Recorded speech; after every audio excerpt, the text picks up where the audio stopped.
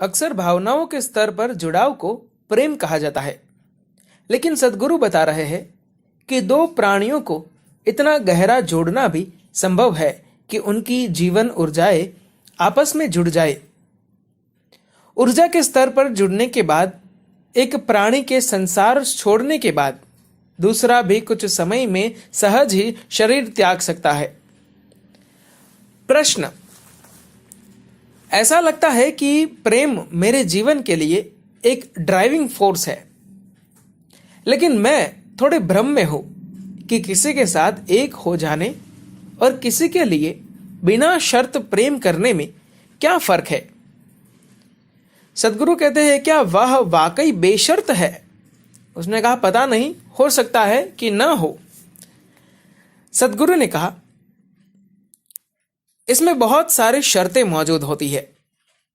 आपने दूसरे इंसान के लिए जो शर्तें तय की है, उससे आपकी जो उम्मीदें हैं, अगर वे सब कल टूट जाए तो यही प्रेम क्रोध और फिर नफरत में बदल जाएगा।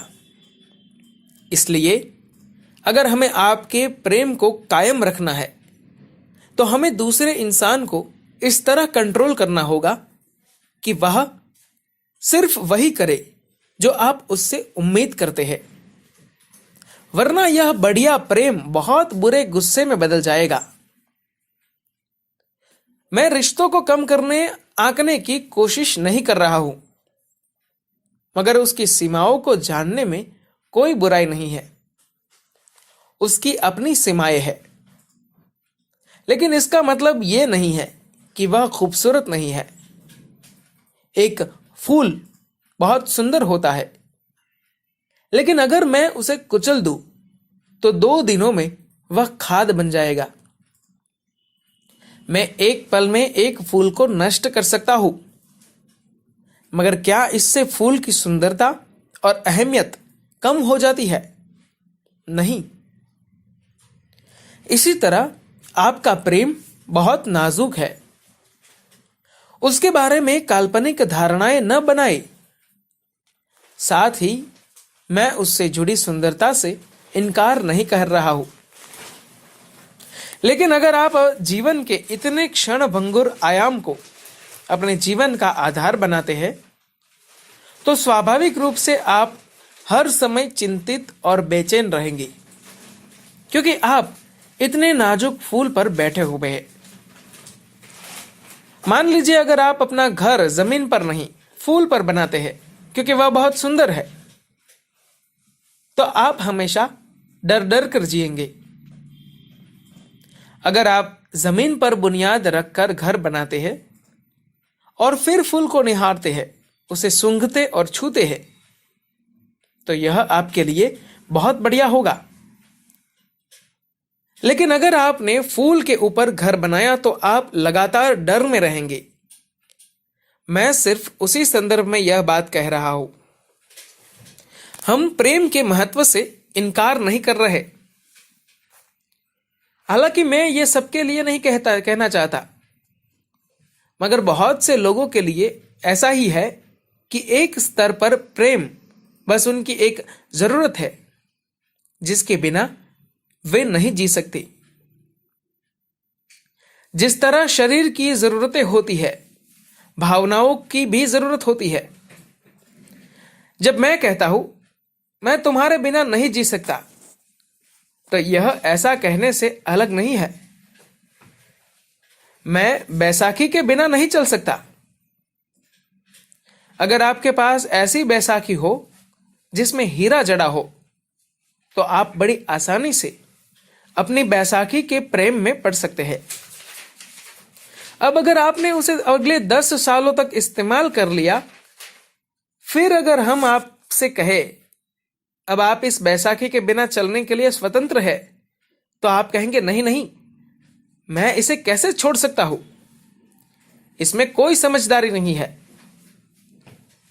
इसी तरह प्रेम के नाम पर आप अपने भीतर खुद को पूरी तरह असहाय और अपूर्ण बना लेते हैं। क्या इसका मतलब यह है कि इसमें कोई सुंदरता नहीं है, इसका कोई दूसरा आयाम नहीं है?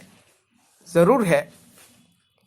ऐसे बहुत सारे लोग हुए हैं जिन्होंने इस तरह जीवन जिया कि वे दूसरे के बिना अपना अस्तित्व नहीं रख सकते थे।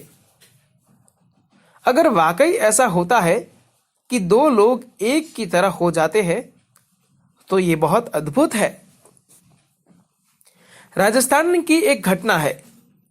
एक राजा थे जिनकी एक युवा पत्नी थी जो उनसे बेहद प्रेम करती थी और उनके प्रति पूरी तरह समर्पित थी। मगर राजाओं की हमेशा ढेर सारी पत्नियां होती थी, इसलिए जिस तरह रानी उनके ध्यान में पूरी तरह डूबी रहती थी उसे यह काफी मूर्खतापूर्ण लगता था। वह हैरान होता था और उसे यह अच्छा भी लगता था, लेकिन कई बार अति हो जाती थी। फिर वह उसे थोड़ा दूर करके बाकी रानियों के साथ समय बिताता था, लेकिन वह स्त्री उसके लिए पूर्ण रूप से समर्पित थी। राजा और रानी के पास दो बोलने वाली मैना थी। मैना ऐसी चिड़िया होती है जो ट्रेनिंग देने पर तोते से बेहतर बोल सकती है। एक दिन इनमें से एक चिड़िया मर गई तो दूसरी ने खाना पीना छोड़ दिया और चुपचाप बैठी रही। राजा ने उसे खिलाने की हर संभव कोशिश की, मगर सफल नहीं हुआ और वह चिड़िया 2 दिन में मर गई। इस बात ने राजा को काफी प्रभावित किया। यह क्या है? किसी भी जीव के लिए पहले अपने जीवन को महत्व देना स्वाभाविक है, मगर यह चिड़िया बैठी रही और मर गई। ये कहने पर उसकी पत्नी ने कहा, जब कोई वास्तव में किसी से प्रेम करता है तो दूसरे के साथ मर जाना उनके लिए स्वाभाविक है, क्योंकि उसके बाद उनके लिए अपने जीवन का कोई अर्थ नहीं रह जाता। राजा ने मजाक में पूछा, क्या तुम भी मुझसे इतना प्रेम करती हो? वह बोली, हाँ, मेरे साथ भी ऐसा ही है। राजा यह सुनकर बहुत खुश हुआ। एक दिन राजा अपने दोस्तों के साथ शिकार खेलने गया। उसके दिमाग में चिड़ियों के मरने और पत्नी की यह बात घूम रही थी कि उसके लिए भी यह सच है। वह इसे जांच कर देखना चाहता था, इसलिए उसने अपने कपड़े लेकर उस पर खून लगाकर एक सिपाही के हाथों महल भिजवा दिया। उसने घोषणा कर दी, राजा पर एक बाघ ने हमला कर दिया और उन्हें मार डाला।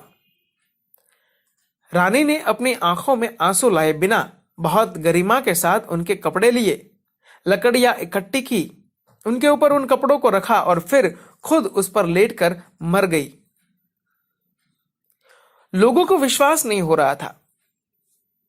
रानी बस चिता पर लेटी और मर गई। कुछ और करने को नहीं था क्योंकि वह मर चुकी थी।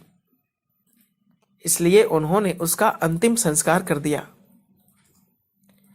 जब यह खबर राजा को मिली तो वह दुख में डूब गया। उसने सिर्फ एक सनक में आकर उसके साथ मजाक किया और वह वास्तव में मर गई। उसने आत्महत्या नहीं की, वह बस यूं ही मर गई। लोग इस तरह भी प्रेम करते थे क्योंकि कहीं ना कहीं दो लोग आपस में जुड़ जाते थे। भारत में विवाह के संस्कारों का एक पूरा विज्ञान होता था। जब दो लोगों का विवाह होता था तो सिर्फ दो परिवारों और दो शरीरों की अनुकूलता नहीं देखी जाती थी, दोनों के बीच ऊर्जा की अनुकूलता पर भी ध्यान दिया जाता था। ज्यादातर यह होता था कि दोनों ने एक दूसरे को देखा तक नहीं होता था। इससे कोई फर्क नहीं पड़ता था क्योंकि उनकी अनुकूलता कोई ऐसा व्यक्ति तय करता था जो इस बारे में उनसे बेहतर जानता था। अगर वे खुद चुनाव करते तो उनका चुनाव नाक, आंख और बाकी की कई चीजों के आधार पर होता। ये चीजें विवाह के 3 दिन बाद कोई मायने नहीं रखती। अगर आपकी पत्नी की आंखें बहुत खूबसूरत हो मगर वह सिर्फ आपको गुस्से से घूरती रहे तो उसका फायदा क्या है? जब विवाह जानकर लोगों द्वारा तय किया जाता था तो वे मंगलसूत्र नाम की एक चीज बनाते थे। मंगलसूत्र का मतलब है पवित्र धागा। पवित्र धागा तैयार करना एक विस्तृत विज्ञान है। हम रुई के कुछ रेशे लेकर उसमें सिंदूर और हल्दी लगाते हैं, फिर उसे एक खास तरह से ऊर्जा दी जाती है। एक बार इसे बांध देने पर यह जीवन भर और उसके आगे के लिए होता है। कई बार एक ही पति पत्नी कई जीवन कालों तक पति पत्नी रहे और वे सचेतन होकर ऐसा चुनाव करते थे, क्योंकि उन दिनों लोगों को सिर्फ शारीरिक या भावनात्मक स्तर पर ही नहीं बांधा जाता था। आप शरीर, मन और भावना के स्तर पर जो करते हैं वह मृत्यु के साथ समाप्त हो जाता है, मगर आप ऊर्जा के स्तर पर जो करते हैं वह हमेशा रहता है। आप लोगों की नाड़ियां भी साथ बांध सकते हैं। इसीलिए इस रिश्ते को जीवन भर के लिए माना जाता था। इस पर फिर से विचार करने का कोई प्रश्न नहीं था, क्योंकि आपकी समझ से कहीं गहरी किसी चीज को ऐसे लोगों द्वारा जोड़ा जाता था जो जानते थे कि क्या किया जाना चाहिए। धन्यवाद।